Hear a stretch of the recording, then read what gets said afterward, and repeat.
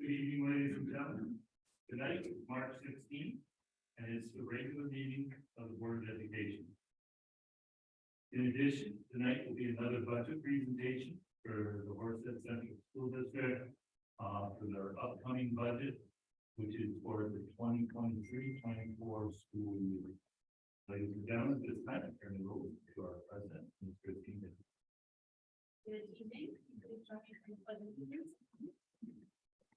The United States of America, to the republic, and nation.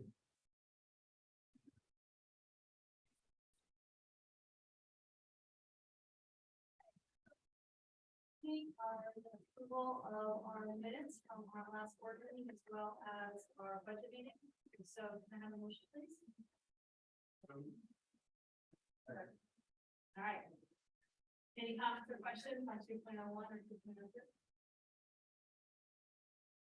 All right, all those in favor say aye. Aye. All those opposed, nay. Any extensions? Okay, next we have our update from our student representative. We have You're good. You're good. Good afternoon. I'll keep it short, sweet, tonight. I have to speak out.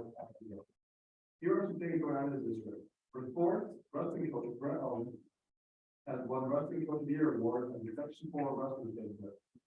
Girls basketball looks back for the second time ever, while unfortunately lost the main annual in the sectional qualifiers. Boys basketball beat Johnson City in the section finals games from a few weekends ago, while unfortunately lost to Captain Z in the New York City subdivision game. It was a very close game. The unified bowling team placed third at their sectional match last week. Although it was not a good day about sport, the bowlers bowled their best game that night. Boys from Midnight won sectionals and Colin Cole has made the state level. He was honored earlier today by Chris Moss. Varsity bowling sent 2 athletes to states. Emily Huntley in second place, and Mike Reynolds, who also attended. Varsity cheerleading won sectionals and later took 5th overall in the state. Spring sports started this week.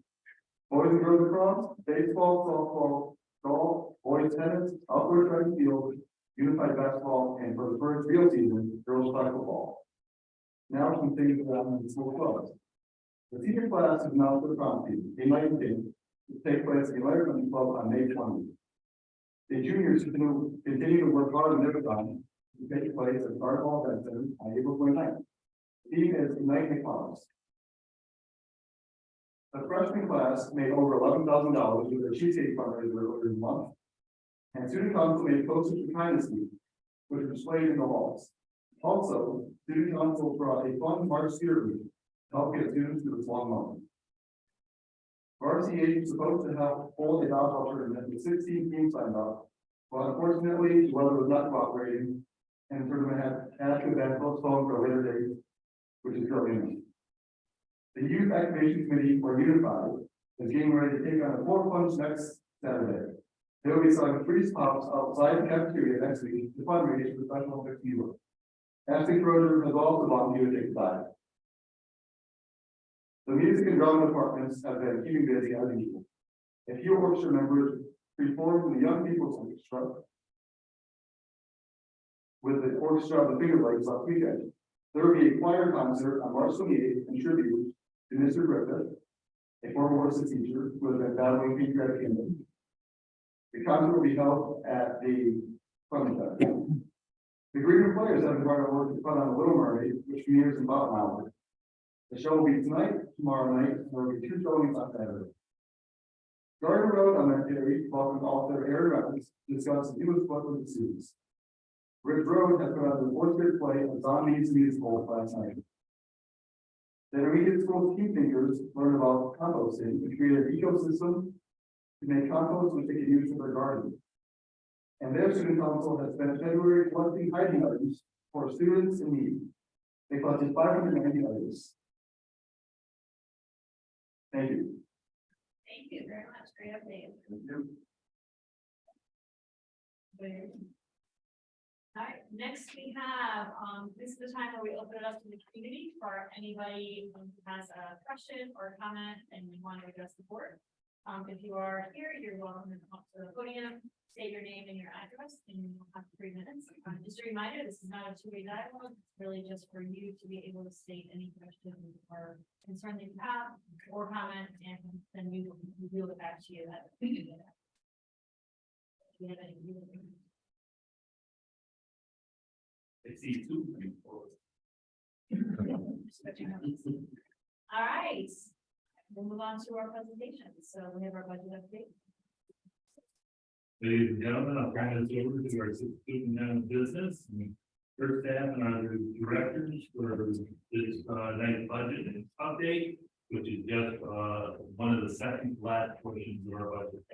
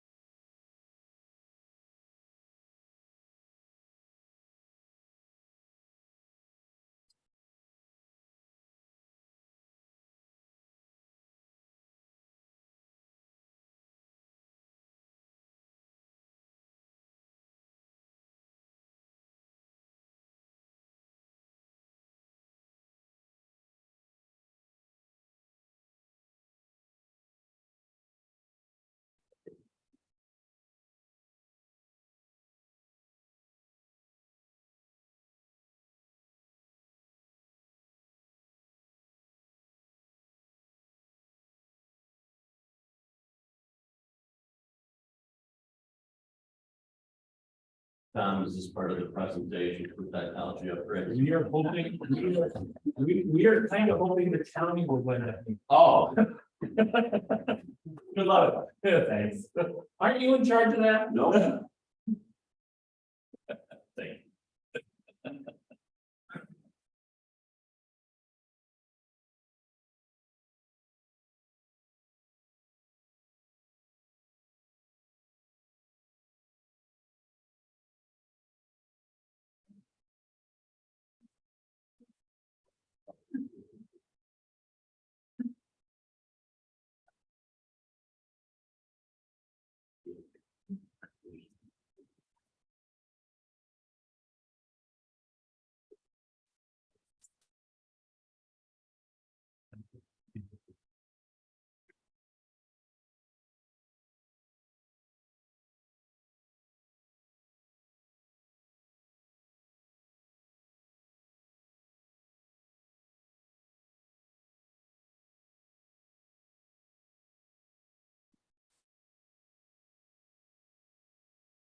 We apologize.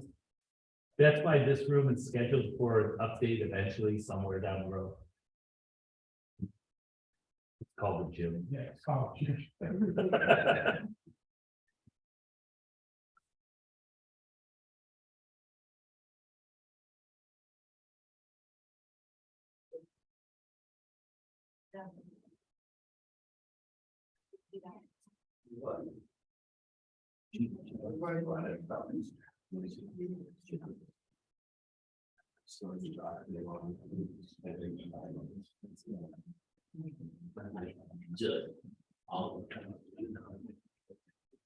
Good. So, Steve,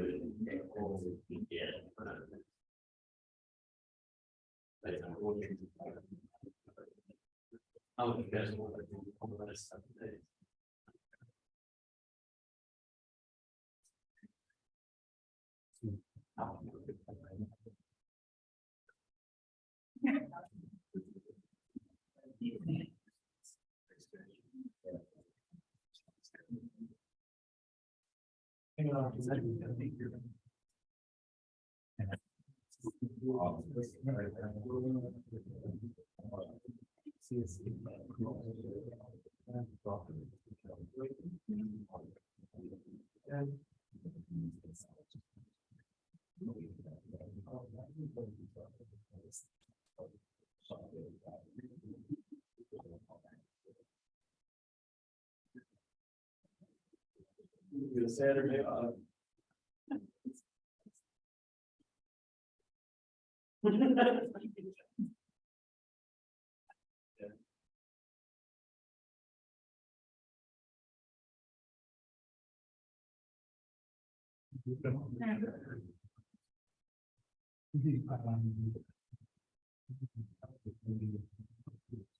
Ladies and gentlemen, if I could ask the board to come back to their seats while they're working on this.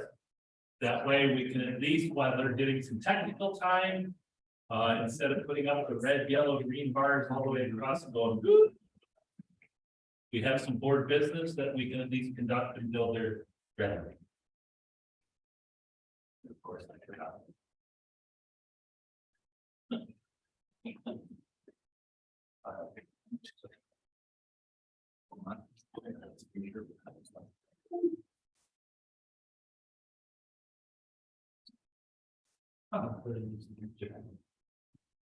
Okay, so our next item on the agenda is the superintendent report.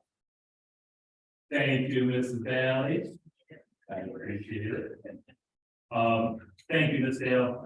Ladies and gentlemen, I won't go through the several things that Mario already did, because there's a lot of great things happening at our school. I do want to commend all the winter athletic teams and curricular teams and performances out there. The students are doing some amazing things. We also have, if you're not busy, we have the Little Mermaid going on tonight, tomorrow, and Saturday. The elementary kids from Gardner Road, from what I understand, absolutely loved it for the free watch throw practice. I'll be out on Friday, so there's several things to do, and the hard work is certainly showing through. With some of it, we talked about a new image that we laid out during the school year. That is at the point of, we've had over, I think, 16 to 18 entries that at this point are being screened for appropriateness and legal entities. And then from that, now it will be in the board's hand to help look at it for appropriateness and maybe narrow the field to the committee looking at it as well. And then they will start moving forward. So you'll hear a little bit more about that at next month's meeting as well.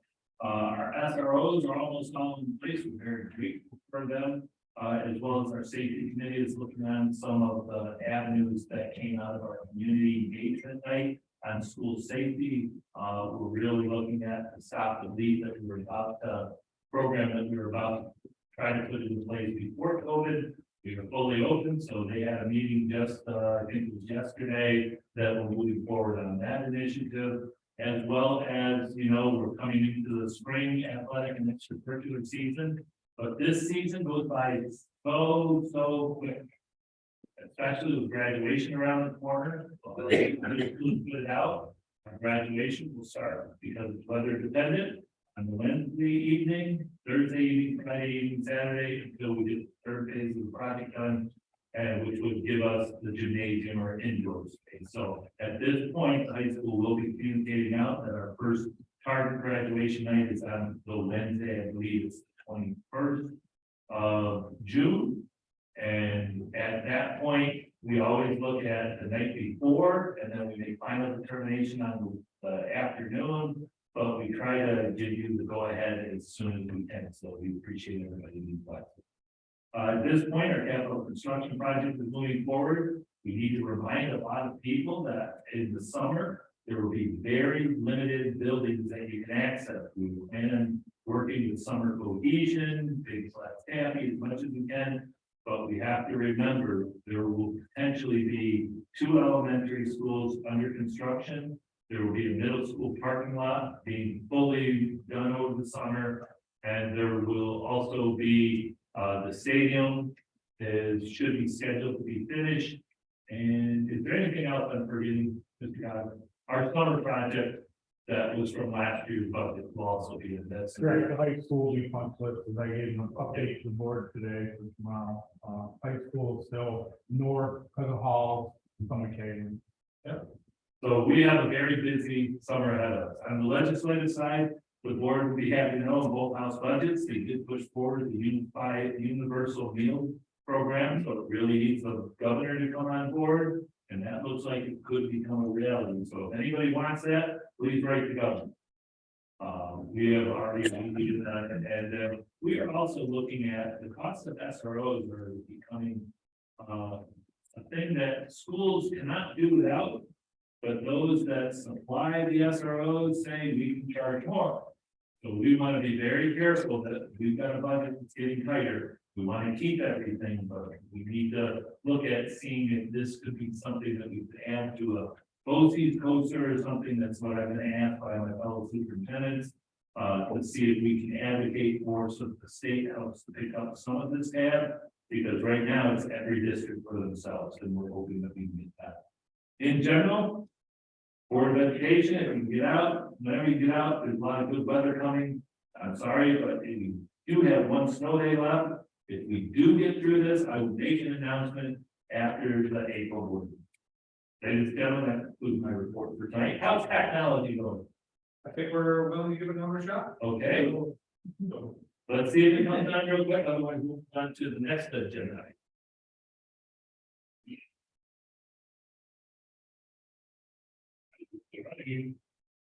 Let's make sure we got the picture.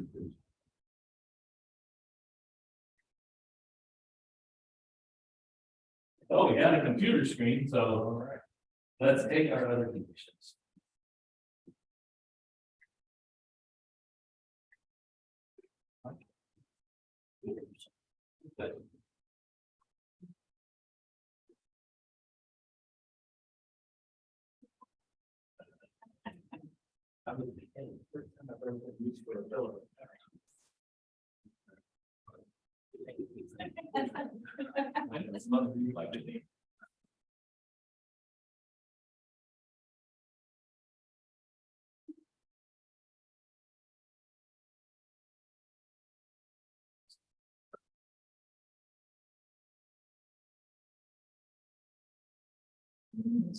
Yes.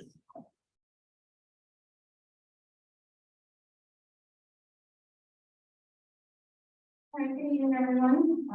We'll go over our budget recap. We'll talk a little bit more about the Daphne Garland, get a little more detail about that. And we'll talk through, different bills and goals with the tax budget, and you might want to look at the budget. So here's our overall projection of state aid. This is the document we've been looking at, since the start of the process in February. Here, especially the increase in foundation aid, we did end up getting a little bit more than on the screen. There's $262,000 in foundation aid, was allocated to the district. That's not incorporated in the number yet, but it will be at a future meeting when the September adjustment. I am going to continue to hold back $175,000 of the high impact shooter and set aside that was only carved out of our general foundation aid specifically for high impact tutoring. We'll hold that back for now until we get some guidance, one guidance on how that will use it, and to if it even remains an item once the budget finalized. There is advocacy happening to continue to allow the foundation aid to be general purpose funds into the way that particular set aside. On building aid, we have the two different scenarios depending on the span or the academy. We go with Jasmine Austin, there's an agreement between Jasmine and say that Jasmine mentioned that to our building aid. So we have an increase in our building aid of $260,000. Both these aids, we're anticipating an increase of $312,000 based on our current expenditures. And other aid items, minor increase for instructional materials. So also include either scenario that's over $2 million of an increase in state aid. We recently done an update to our foundation aid, so we're going to the $2.5 million in foundation aid. It was a new requirement set forth with the foundation aid this year. Not exactly a set aside, but a new requirement that for school districts receiving a foundation aid increase of either 10%, greater than 10%, or $10 million with extra costs we have to pay. Our foundation aid increase of 10.5%. So we now fall under the threshold So we have to create a plan and how this increase in foundation aid older student performance and needs. We must be public comment from various stakeholder groups on their thoughts on what this increase in foundation should be used for. Based on the feedback received, we have to develop a plan on what our plan is for the foundation increase and how we're incorporating this feedback. And this plan must be posted on our website and submitted to New York State Education. Now, foundation aid is, again, the general purpose money. This is what we use to maintain our current operations. But we welcome any stakeholder feedback and any public comment, questions of our board meetings, someone would like to share their thoughts. Yes. You can just go back. Steps 2 through the end, how quickly do they have to be implemented? So the idea is with the public feedback from the stakeholder groups and somehow incorporate it into, consider it as we're building our budget plan. So with that time frame, our budget is adopted by the board in April. So if there's any incorporating to be done by then, the posting to the website and submission to say that is by July. It is important to note that these requirements are also part of the budget talks. Both one House bill said they do not believe this reporting is needed. It is excessive for what the state already owed districts and have been shortchanging them for some 20 years. So now it's between the two houses and the governor with 2 against this type of reporting requirement, as well as a couple other reporting requirements that they've placed into it. So we will be presenting this at the council meeting, and we'll be brought to our council first, again, it's public board meeting.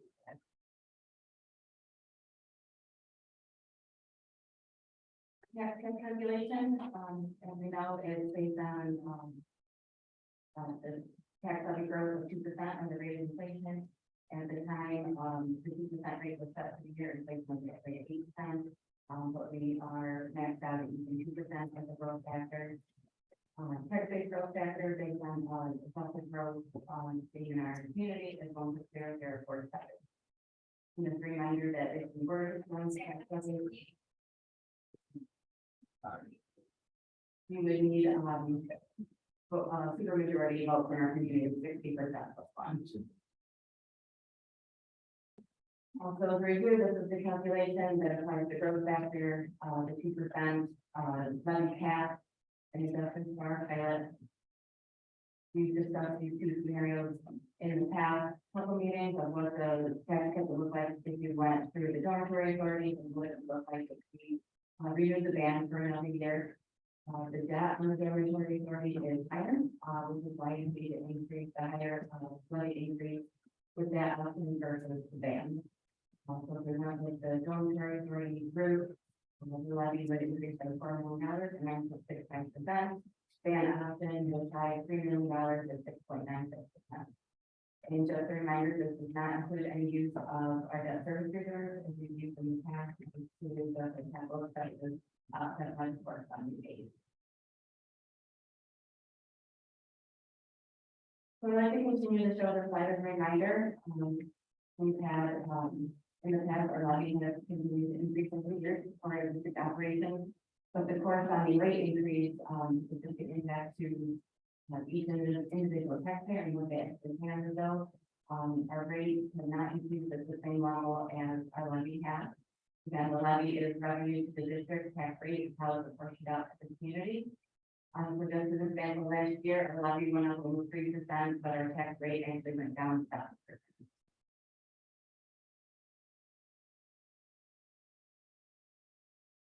This is where our revenue stands at this point. Again, we're still running the daily demand scenario. Tax items is holding flat. We haven't incorporated any revenue at this point. The $61,000 change is an increase in our expected payment payments. Other revenue has an increase of $150,000, primarily due to interest expense and or interest anticipated interest receipts and an increase in both the the total revenues, if we went to the designated right now stand at a little over 89, the band just under 89.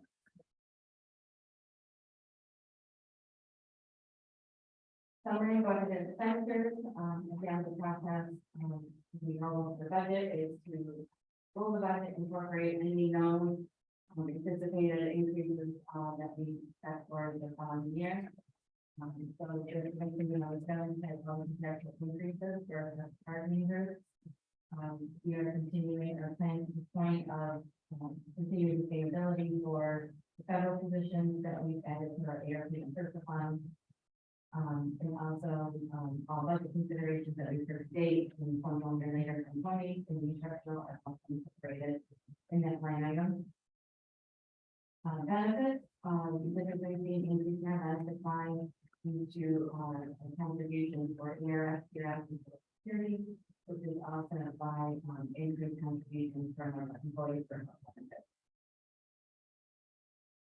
Debt service, the two scenarios, once again, the debt that is higher by about $3 million as we close to those deficits. Again, our options will increase debt and $2 million. Both these services are being increased, I think at this point in time, with a reduction of 1.6. A large driver of this is an increase in special education expenses. One from just a cost of services perspective, we're seeing increases in cost of the programs and related services, but also we're servicing additional students in those programs.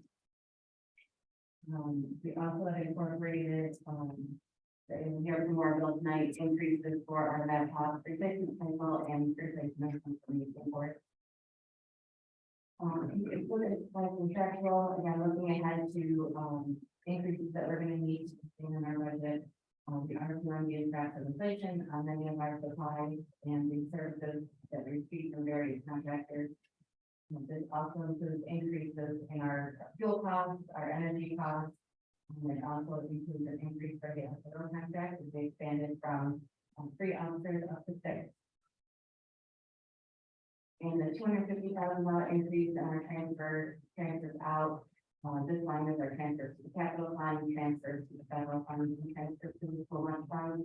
And $250,000 represents an increase to the transfer to capital. So also, the DASME option, we have a total expenditures of $98 million. 7% increase, 7%. We go with the lesser debt and the ban option. The total budget is $197 million, with an increase of 8.3 or 9.4%.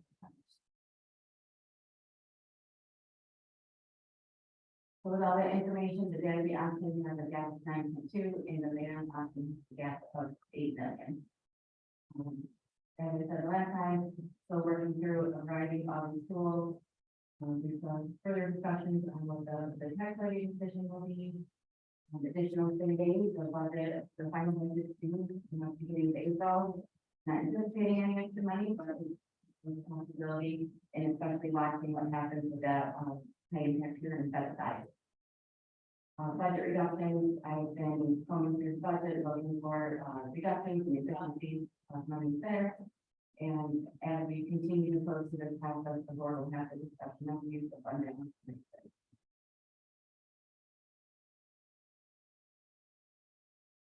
So just a reminder about the dormitory authority option. This is a full borrowing option that New York State School District can take advantage of. If we were to take part of this, this pool now, we would be part of a $1.3 billion pool of New York State schools to participate. By going through the dormitory authority, our interest rate is locked in over the term of 15 years.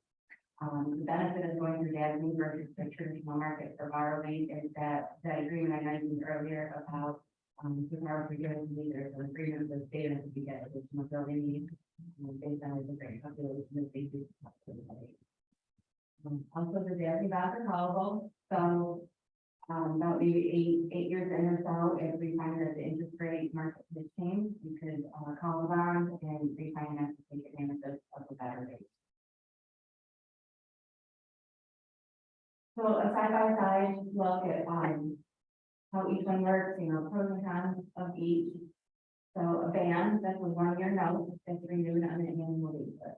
So if we were to go to ban route, we would borrow and you subject to whatever the interest rate was next year, if we wanted to renew it again, we would be subject to whatever the interest rate was at that point. If you went to Disney, it's a fixed rate, for 15-year.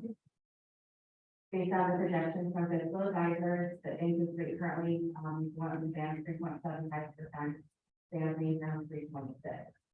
We talked about it a couple meetings ago, that typically, in a more normalized market, the interest rate in the band is typically less, that's an advantage of doing a short-term out. But with the way the market is, reacting to the current environment, is actually starting to have that inverse relationship where a fixed note has a better interest rate.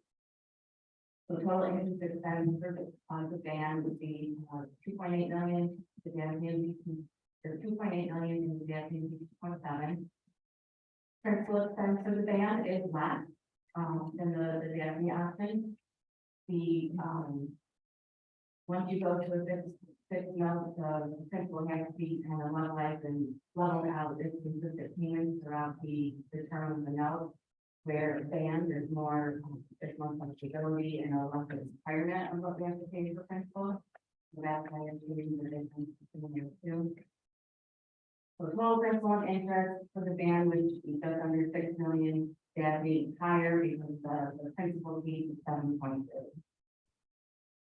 Daphne has the benefit of the additional building aid over the life of the note, $252,000 in additional aid each year, where we would get that from the band. And we talked before the comparison of the impact on the tax budget increase in the budget. So these are the final numbers, so working on finalizing the tax cap, so finalizing the budget, but this gives you an idea of the spread that the debt is. Katie, is that 262,000 each year times 15 years over the life of that? Correct. So the debt over time for Disney is a little bit higher, but offset by the building aid. That's about a $4 million 15-year swing. Yeah, so offset by the increase in debt that we would pick up by going to the route at this point in time, it would be a benefit over the 15 years, $1 million.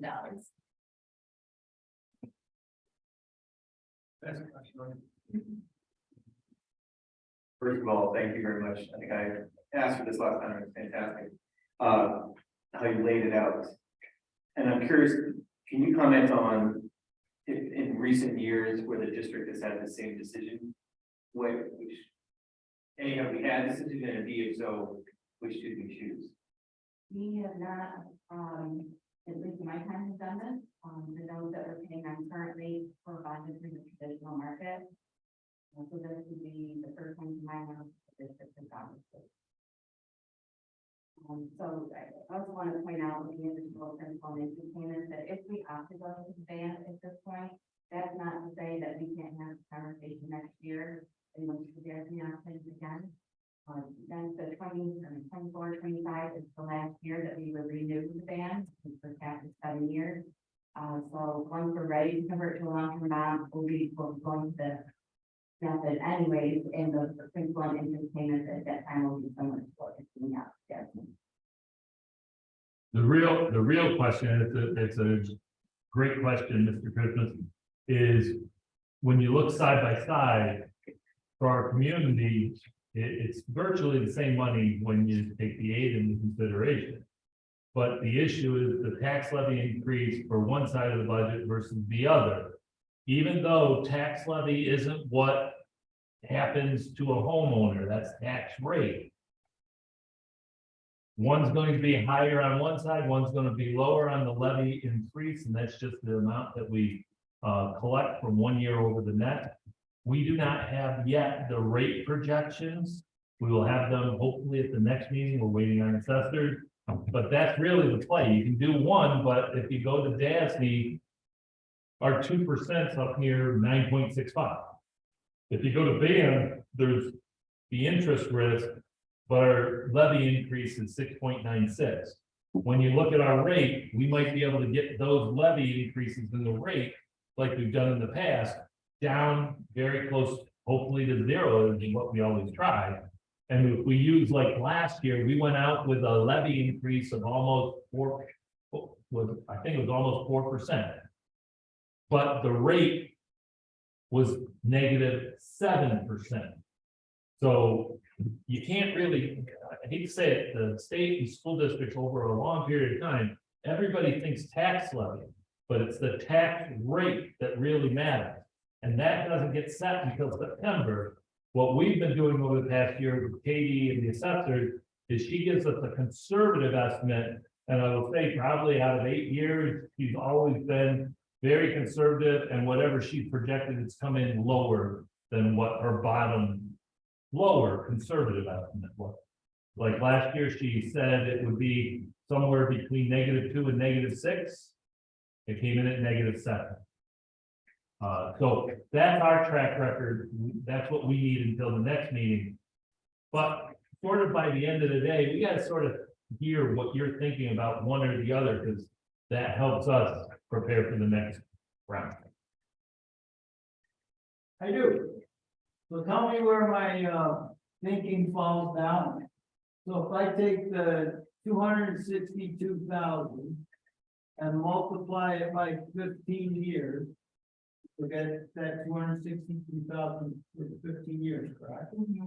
So that comes out to $3.93 million if I did my math accurately. You did. All right, so if I take that $3.93 million and I look at the principal expense under the DASNY, we're on the hook for 500,000 of the principal over 15 years.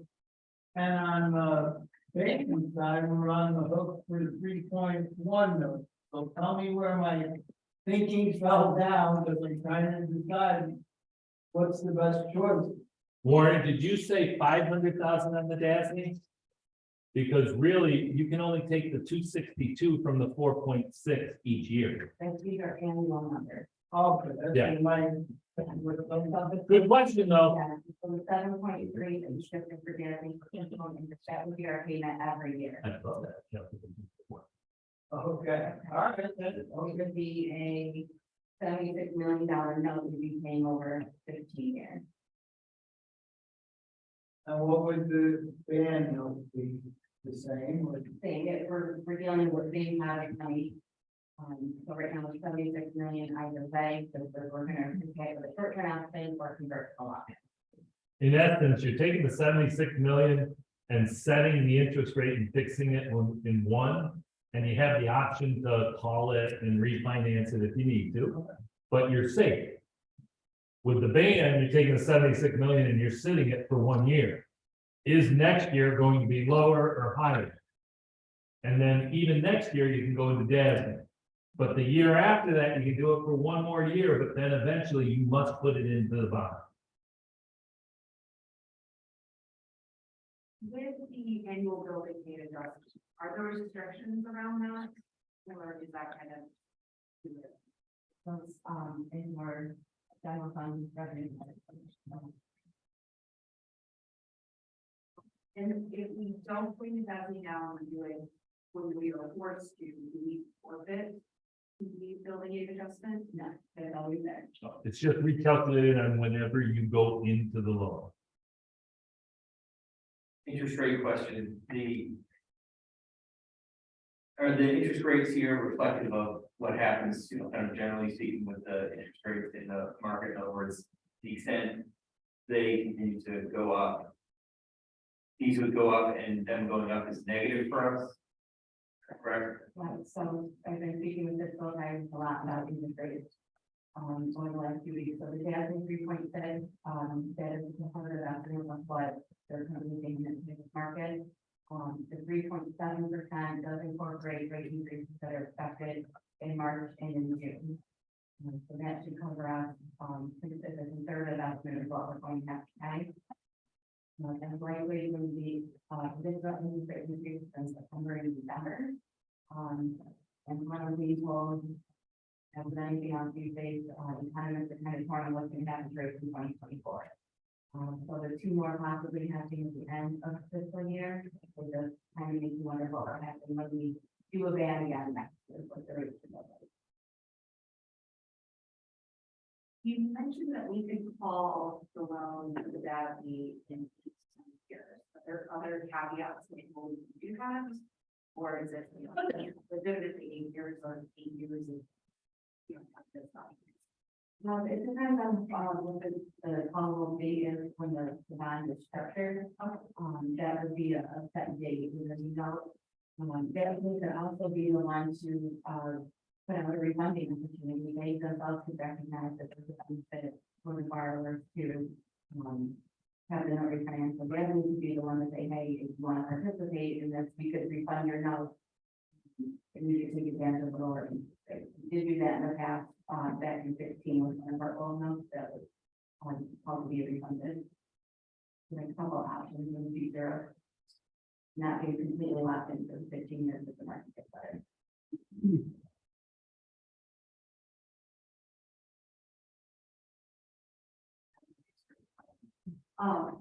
Have we seen it significantly lower? This is not as bad as I thought. Roughly about 2 to 3 years ago, it was lower than 2%. So when the budget was developed for, for the current year, the rates at that time were 1%.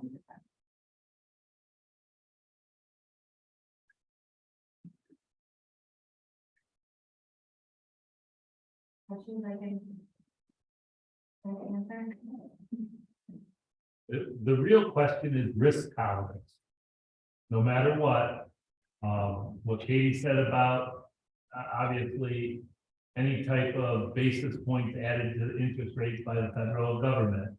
It is different than what schools go through, because, you know, right now, housing interest rates at 7.25.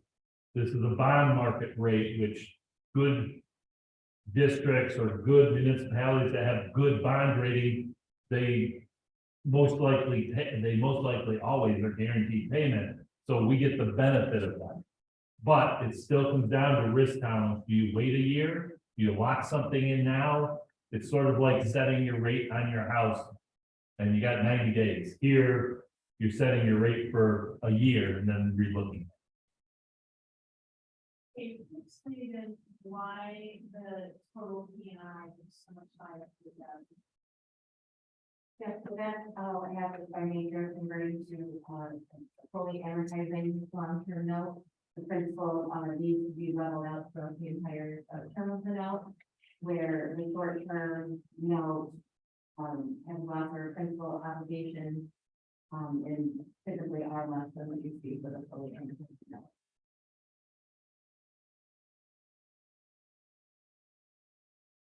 But does that principle, you know, over further in the length of the repayment period, that's gonna increase, right? Like, This would be it. This, once we made the lead to this level of principal and interest, that's roughly where it's gonna maintain for the life of the note. for debt. For that. No, I meant, yeah, for the ban. Yeah, so the ban, we've been stepping into what will eventually be the $7 million debt. So we've been phasing that growth into the ban short-term note. So we'll see an increase in principal in that next year as we're working our way towards converting to that long-term note. But again, it's still a lot better than what's anticipated.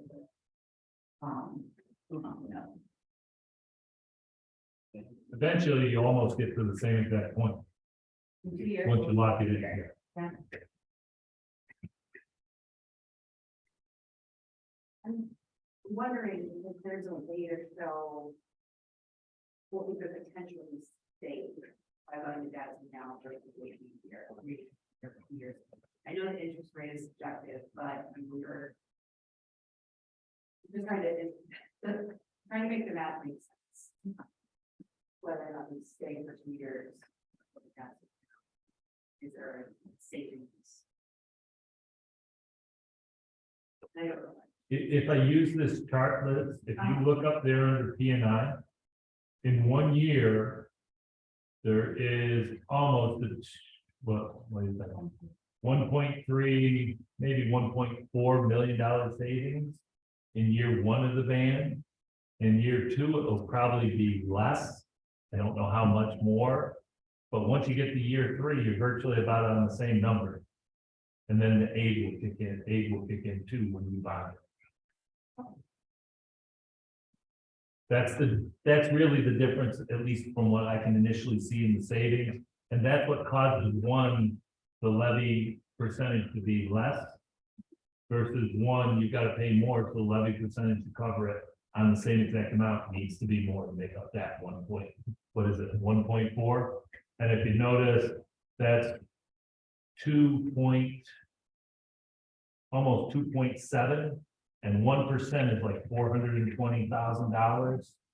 So 2%, 820, almost that's the difference between the levels.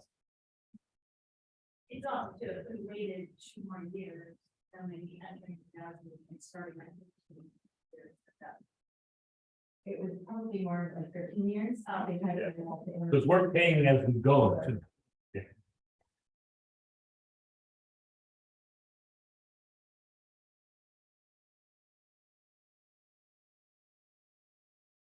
Any other questions?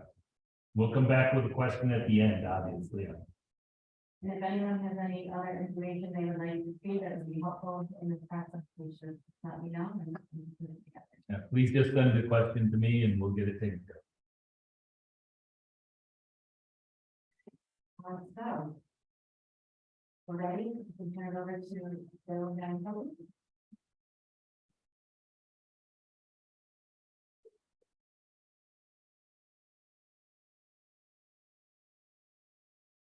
Good evening.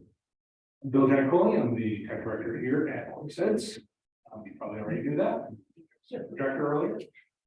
So we're taking a look at our budget, and you can see an overall increase of 12.37%. We'll talk about where that kind of came about, especially within the BOCES. But we do have a pretty static flat line from last year with our budget. Our equipment covers all our classroom computers for the major boards and things of that nature. And then with our supplies, we did go down.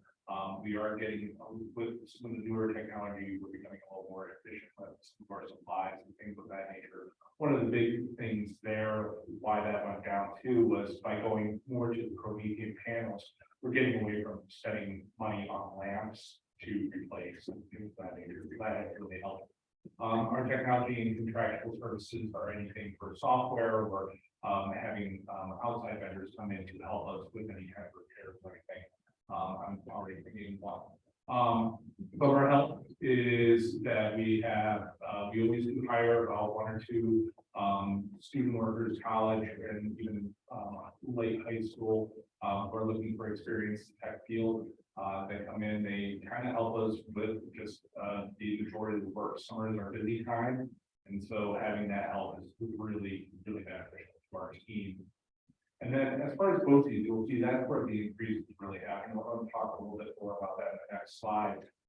But that increase, there are naturally or just regular occurring increases from year to year, and with some of the fluctuation with the BOCES services. But the money that we're going to be putting in towards BOCES to help with our laptop rotations, especially 1-1 and our Promethean panel initiative. So BOCES are the big bulk of the BOCES is the managed IT services, or as they call it, MITs. This is our kind of our meat and potatoes. These are our technicians. So we have increased, we have 7 technicians. They try to keep a ratio, which is still pretty high. The ratio is about 1,000 devices per technician, which is quite a steep,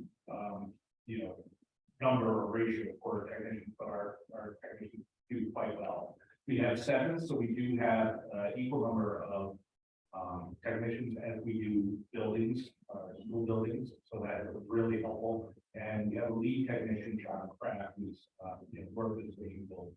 And if you've ever seen John, that's not cool. So managed IT services also covers our Microsoft licensing and a lot of our other licensing, but also the server teams that do help us and back us up on a daily basis. The student management system is from our school and some of the support that is takes place there, as well as telecom. Telecom is our network infrastructure, very crucial to operating on a day-to-day basis. And that covers everything from our switches to our network equipment that we have in our closets to keeping track of even our Wi-Fi on our buses. Our voice system is our digital phone system, it's self-explanatory.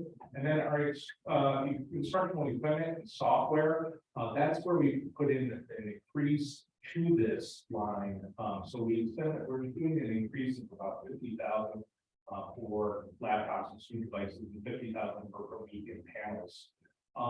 We really, the purchasing computers is one thing, it's keeping up with rotations of these computers on trying to sustain that. And so we're really gonna have to kind of look at that down the way we have. And my team and I have been organizing the computers so that we can make rotations a little bit more steady throughout the years, so we're not having any high slows.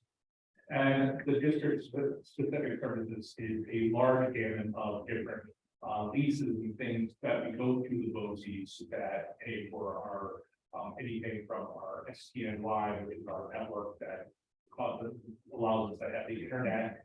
It does cost for us to have internet, just like any other place. So that district specific services covers a large gamut of services that those provide them. Any questions?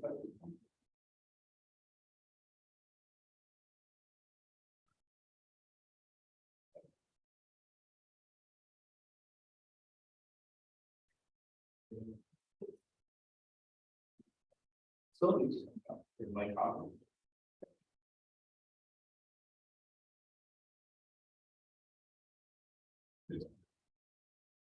Good evening. So I'm here this evening to go over our facilities and review our budget for next year, the work in progress. The first kind of look up there will be on the salaries, and then predominantly the increase you're seeing on that was the increase in the rate of the raises and the contract that was done for last year. So the down, I think we should see in there from that new contract out and the new contractual. Equipment line items staying flat, 394,053. What's really in equipment?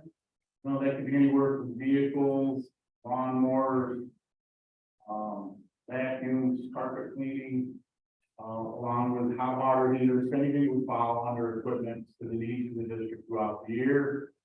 We're staying flat on that number. Utilities, you're seeing a slight increase from the 580 to the 670. You'll hear a little later on that BOCES number. That's where we can control a lot, but we're buying it on bids and knowing that number. We are seeing increases on the delivery side. You're seeing all these. That's one of it's delivered to a NICEAG in our region, and that is one number they can negotiate. You have seen the infrastructure improvements they made, as well as you're seeing on the delivery side. It can be the solar farms, like the buses that are coming up, they're preparing for it. And they have a rate going out in the middle of the year for their increased state will have to approve. Well, we looked at that, we feel this, and this will obviously stop in the next couple of years. Not so much on consumption. We've really done well on our consumption. Blue boilers, LED lights, stuff with capital projects, it's really helped minimize this. We are seeing dividends on that side. And if you look at some numbers in the past, but it's going to be on that delivery charge, something we can't control. We work through a budget process.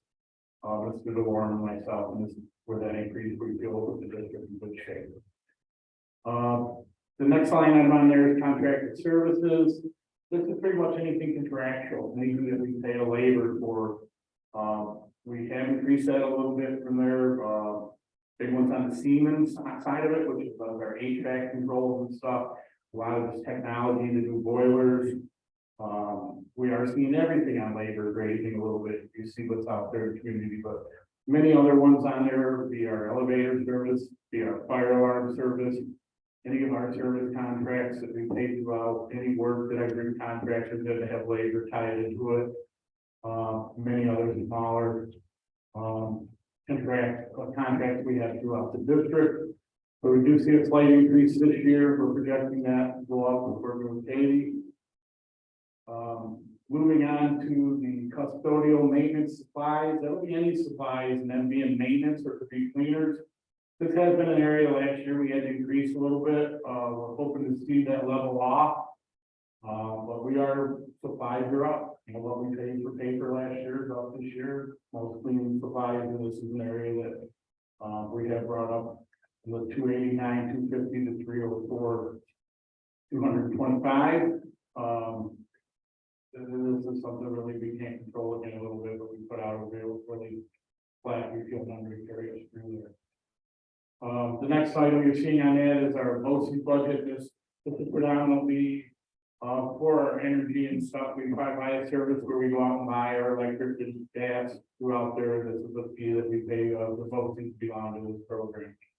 So you're seeing an overall increase here of an 8.89. Anyone got any questions or any clarification on this slide?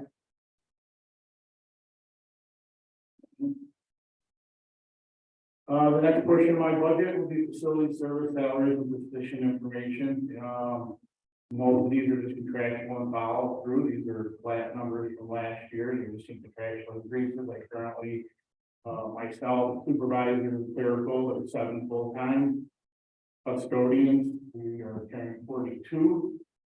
Maintenance department, and that could be from electrical, plumbing, carpentry, and ground.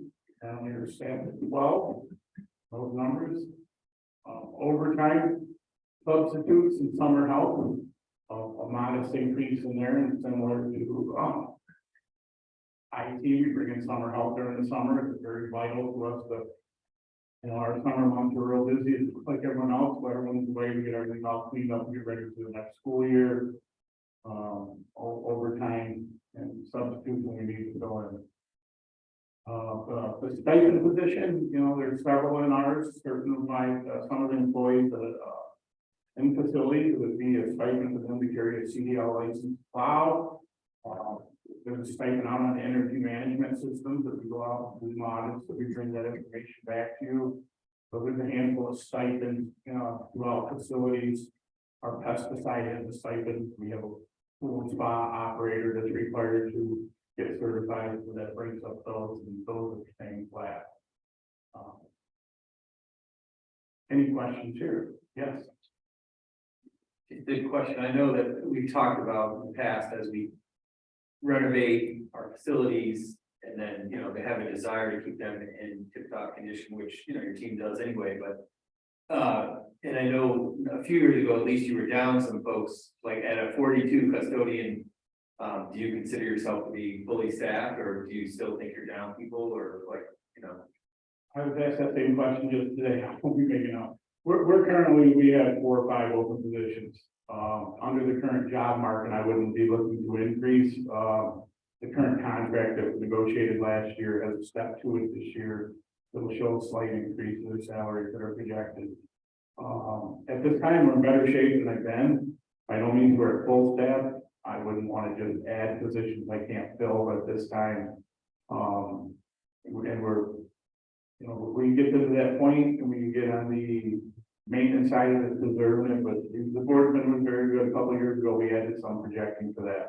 But under the current climate, Mr. Christmas, I have 4 open right now, getting quality candidates. We're just hoping for things to swing around a little bit. Salary get caught up a little bit more, and it ain't really just money. We're not alone here. Everyone you talk out there is struggling to find employees right at this time. So I appreciate you asking that. I might be back to you and tell you different someday, but Well, I'm not sure I could give you anything, but I just was curious about the, you know, if that number represents a, you know, a good place, or whether you would add to it. I hear you saying even if you could add to it, you're not sure you can recruit people, but at some point in the future, we might have to consider it, you know. yeah, as we restructure and some of those things are coming on, you know, a little fortunate that even before we're trying to have, or using in some subs in some cases, it's easier to find a sub from the college kids, the high school kids. We've had to adjust shifts we're doing. I do feel I'm at a good place right now. I'm not saying I'm at a great place, but we can get some stability there. We'll see where we go. Thank you. My next slide on there, I want to talk about a little bit our annual capital projects and possible considerations. This is a work in progress, but similar to the budget. Went out and identified things that aren't currently in the projects that we're working on. Things that are aging out. And some of the priorities that we're working on now, and again, this is a work in progress. I wouldn't say we're gonna do everything on that list, and we will, more information will come as we working through this money by them. Big Flats and Gardner Road, Big Flats is one area that we've not touched through the capital projects. Most of those playground pieces are starting to age out. What we're out there looking primarily on the north side of the building, which would be along I-86, that we're gonna have to do something in the future, maybe tie and have to move parking.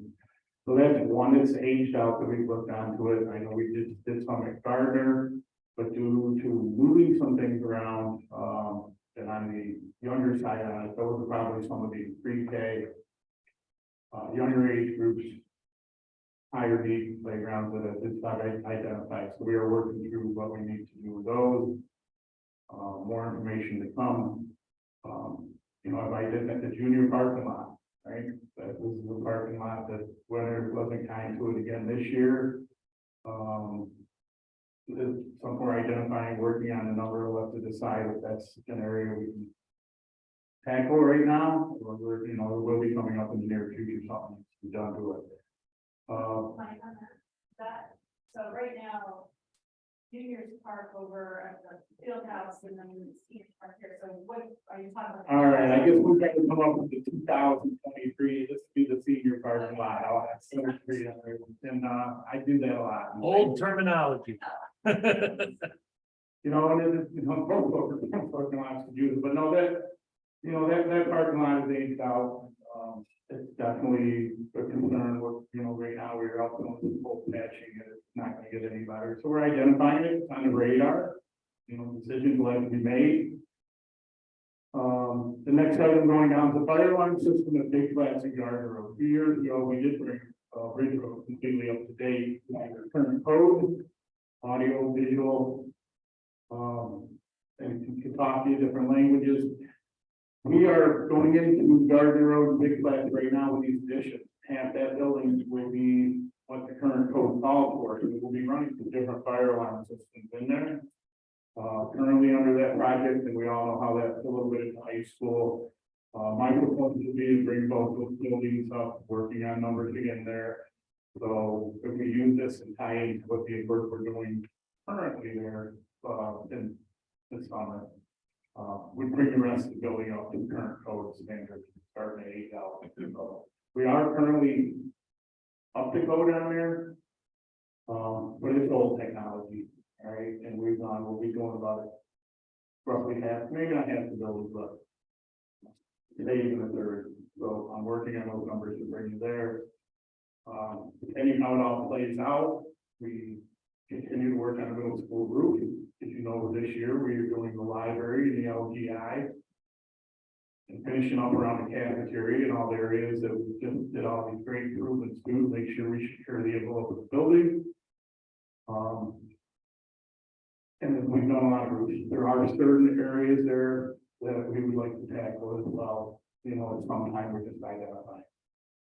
So really, as we go through the budget progress, and we bring more information back, we'll be talking more. But these are the areas right now I'm currently working on with our annual capital project.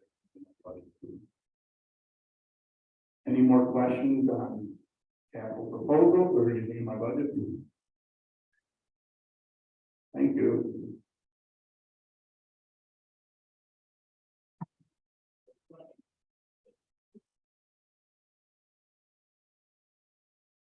Anybody want to have them?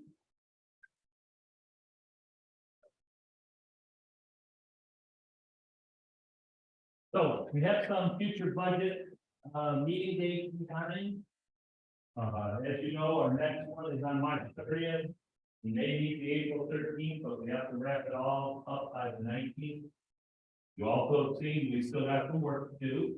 We're getting there, we just haven't, we're developing budget now, and then we'll start to address it. We may be looking at some open positions that don't attach that's equal, because of enrollment and so forth. But we're not just sure yet. We're also waiting on the budget, which we're being told it will be on April 1st, or if not before, or slightly after. But I think our new governor wants to continue the trend of trying to keep it on time as possible. In addition, our biggest thing is trying to get the tax rate for the next, meeting on the 30th.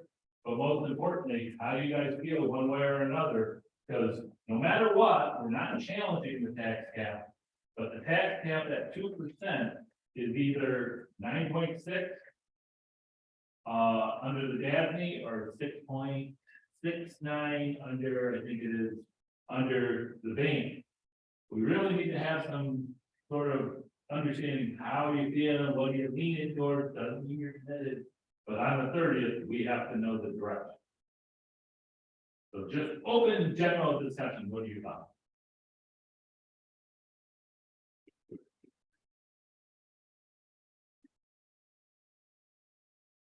I don't know if I understand all this, you said, but I think I'm leaning toward that side of it. The fixed interest rate, I think, is what we talked about with regards to risk and risk aversion. I think fixed rate might be good for a period of time. So the interest rates are depend on again. I like the follow option, even though it's down the road a little bit. Sounds like gas kind of looks out. Municipalities a little bit too, so even if you're not a followable date yet, it might be like it's going to be fighting soon, right?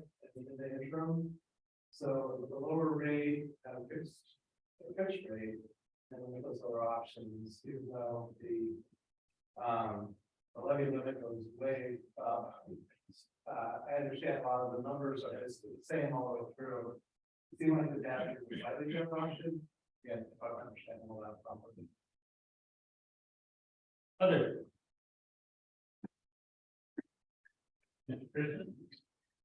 Yeah, I think I tend to agree with Doug, and and there's the additional benefit, I don't think he specifically mentioned of the $4 million additional building aid over the term of the note.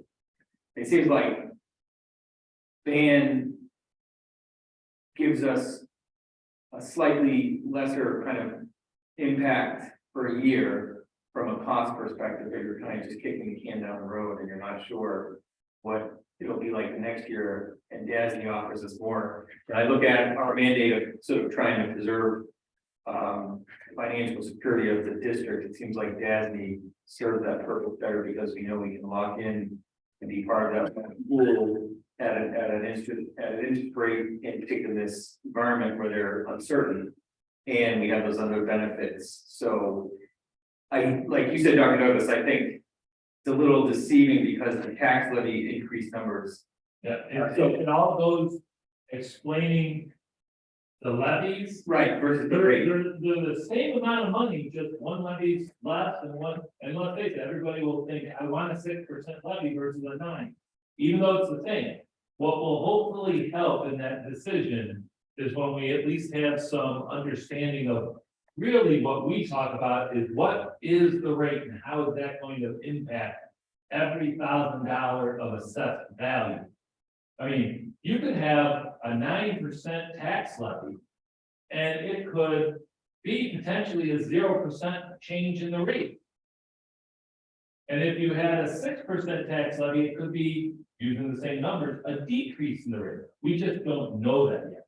Just like you could have a 2% tax levy and the value of a district goes down and the tax rate goes up. So that's what we've been doing over the past years. I think hopefully that will help give you clarity which way or the other, but I appreciate it. Right. I think, that until we have that clarity, it's hard to say exactly what the impact is one versus the other. But DASNY seems to have some advantages that, I think are hard to bypass. Others. Warren? At this point in time, I would support the DASNY. If the limited knowledge I have with economics, the inflation report came out either late last week or early this week, it's still up. So, Chairman Powell, has said his number one priority is to kill inflation. So I think we can expect to see rate increases continuing, so on the ban, it's gonna be flexible where the DASD is fixed over the period of time, so there's an advantage there. And, if I think historically, you know, over the last 10 years, we've become addicted to basically unrealistically low interest rates. And now, we're getting slapped in the face with reality, and, I think it's better to go with the DASB at this point in time, and if 5, 7 years down the road, the environment changes, then they're callable, so we can make a different decision at that point in time. And I think what will help too is that the next decision by the Fed, I think is next week too, which will help into some of our discussion. Because with everything that's going on in the world with the banking and everything, if the Fed does raise interest rates even by a quarter point, that basically is telling us they're going to continue with what you talked about. If they pause, that will be something we got to pay attention to. But I agree. I think they're going to do whatever they need to do to kill inflation. But good one. Others. I'll go. I mean, I would agree with everything that's been said here. I do think and the most logical option at this point, although there is part of me, which is I would build the role today to work on. But when it comes to this sort of stuff, I'm typically there's I think that option. Just Gives a little city, put this in play.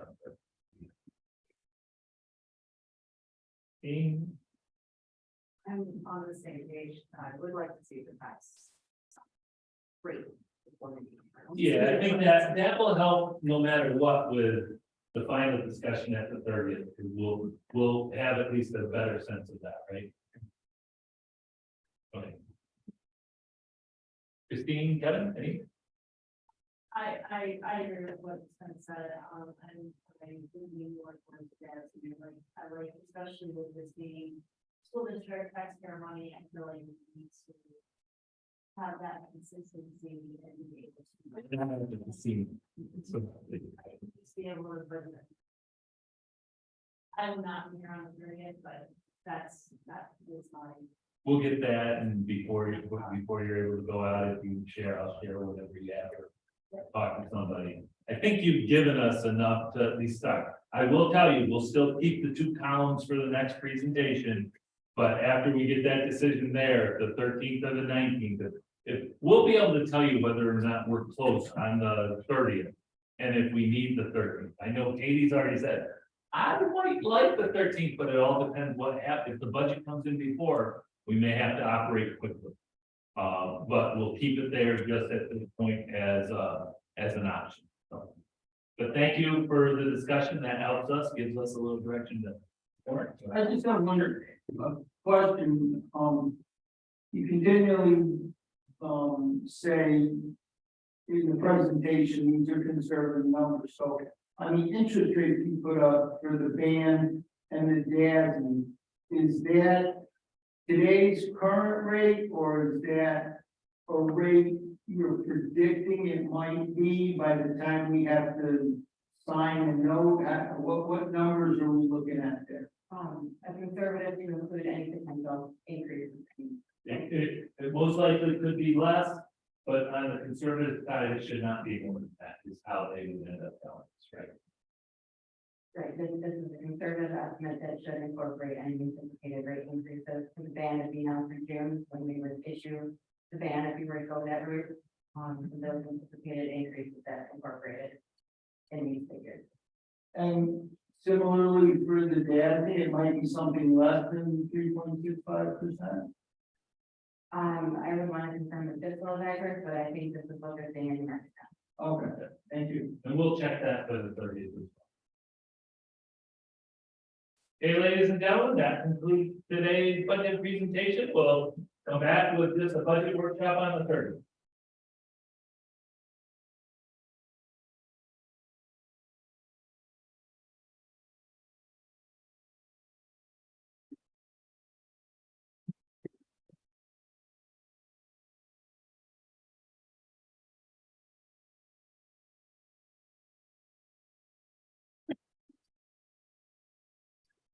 So now we have our board reports.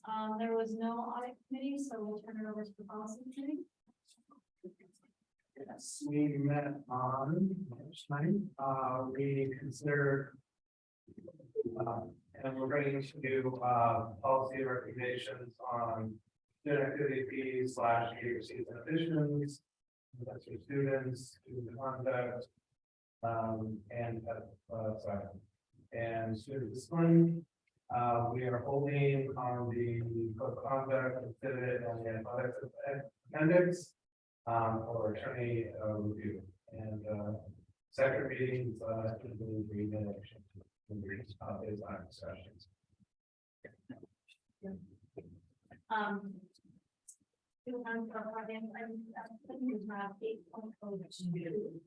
Through 8.35. Now, motion, please. Any comments, questions, or concerns with any of these?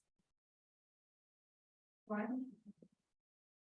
I'll abstain on 8.10 through 8.15 for the reasons I stated last board meeting.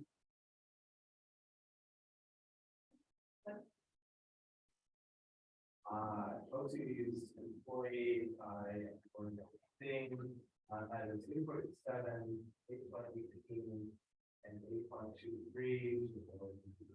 And Friday. 8.7, 8.8.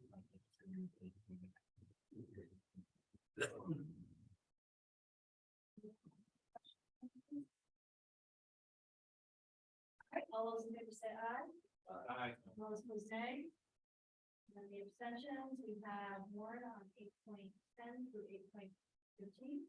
And we have Doug on 8.7, 8.18.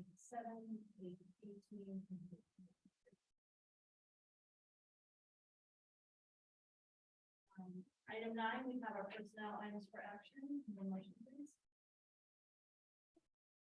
Okay. Any comments or questions on 9.02 and 9.07?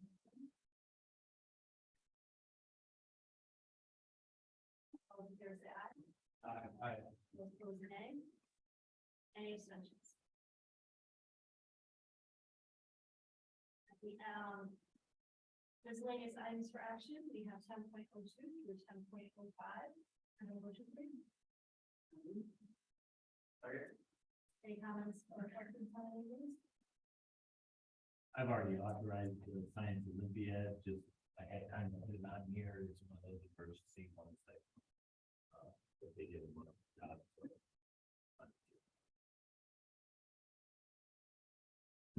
All those in favor say aye.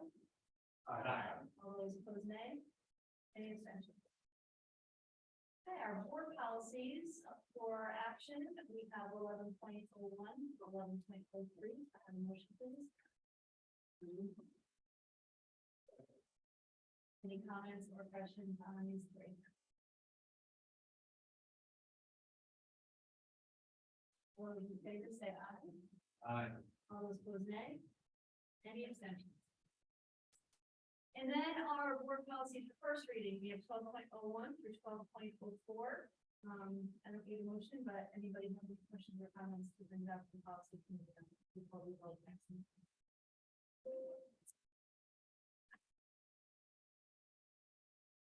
Okay, moving on to board member comments. So I'll open it up. If anybody has any comments?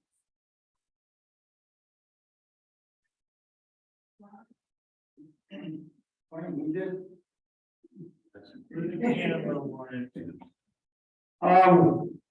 So in January, in our newspaper, there was this article about CTE and the interest is booming in CTE. And I set this aside for February and the important papers file, and you know where the important papers file goes. So I found it again, and the point is that they interviewed what they're doing at the Boone County OC, and in Boone County, if a local business hires a student from their BOCES and signs a contract like a senior, they have a signing day ceremony similar to what we we have signing days for, athletes. So that's in college. So I was curious if we might be interested in that because I thought it would be win-win. I mean, the BOCES gets promoted, our students get promoted, and local persons get promoted. So I was curious if we might want to make it. That's already in place somewhere else. I can bring that up at our next, superintendent meeting. Next week. We wouldn't necessarily have that information filed. Through them. But yeah, I mean, it's another one. I think, I mean, executive committee and BOCES and the person getting right to your right. So one way or another, it'll get to Kelly and whoever's gonna be the next DS. So thank you. Well, Gordon and I talked about this before, so just briefly, I would say, I'm aware that, basically, that is something that for adult education students, when they, go with, local employer, but I was not aware of that for seniors. I think it's a great idea, honestly, I'm talking to this, however, it's just a good thing, but Here's a couple more months, right? the function set. Yeah, comment? So I have one other question. If anybody read one of the main articles on the front page of the Star Gazette yesterday, it was about learning loss for fourth graders and went through a bunch of different things. But this paragraph kind of piqued my interest, so I'll read it. I copied it down. According to the state comptroller office's COVID-19 relief tracker, New York districts have so far spent 40% of the $14 billion allotted to them in federal relief funds. So I don't know what percentage of that money we were entitled to, nor what percentage have we spent. So if somebody asked me, I kind of felt I would be kind of ignorant, so ignoring. So maybe in a future presentation, we could know that. We actually weren't we have been doing that all along through some of our presentation when we first started spending the money. But it is something that's part of our regular updates. We plan on spending, I think it was $8.4 total million that we had in federal funds that are coming, correct? That's and what happens is the board has allocated that, we've already done a presentation on how we're doing it, but we can do an update as we get after we get through the. I mean, I know when it first came out, we got all the information, but I don't know. We can do an update, but right now, we're transparent budget. Probably Yeah, I understand. try to target like May or June. I will say, I read that article too. I'm a little concerned when the comptroller is trying to put his 2 cents into something that he knows nothing about on the psychometric testing part, but he is a good person that overcomes the fiscal nature of studying it with the 900 employees that he has. However, we look at the learning loss based on what it's done here, not just on the money. And that's what our elementary principals and our curriculum department's been doing. We haven't seen that type of learning loss, as they're calling it. We like to try to tell them, don't use learning loss to learning delay, because basically the state delayed us, the national government delayed us, and we're gonna get the kids back. Oh, you got it? No? Okay. Okay. But yeah, we'll schedule something to try to get it. I just had a couple things. One, I just want to congratulate Vicki Everson on her retirement. So thank you for all your dedication to the district. So we appreciate all of your time spent in caring for our kids.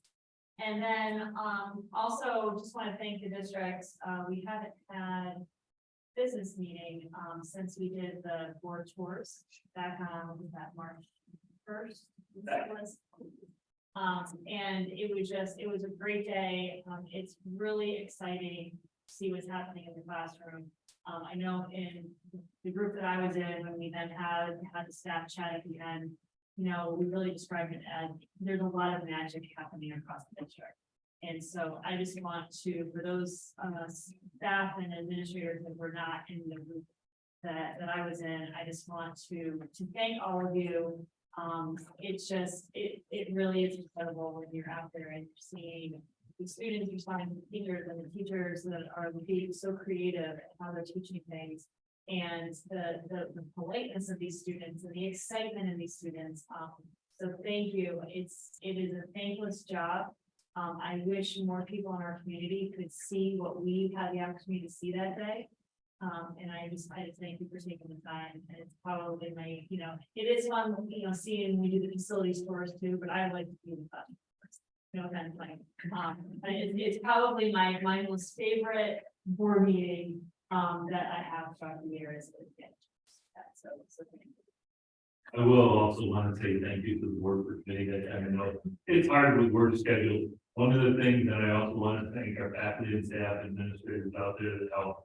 We had big groups going in the classroom, so next year when we do it, we're going to do more individualized, break up the group, so we may not have maybe 5 to 10 people going into the classroom, 20, and try to get out to more areas. So you learn as you go, and I want to thank you all. And again, we'll target February, March for next year for that one. Thank you. All right, motion to adjourn. All of there's that. Jose. Any of them? Ladies and gentlemen, this concludes the March 16th regular Board of Education meeting for the Board of Education. The next time the board will be together will be for a budget workshop at 6 o'clock at March 30th here in the MNC. Thank you and have a good night.